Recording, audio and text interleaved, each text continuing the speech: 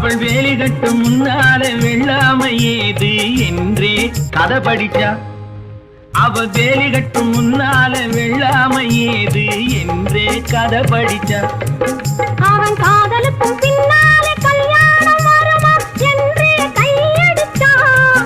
அவன் காதலுக்கும் பின்னாலே கல்யாணம் வருமா என்றே கையடிச்சா. அவளாகட்டும் என்றே ஆசையில் நின்றே அத்தானின் காத கடிச்சா.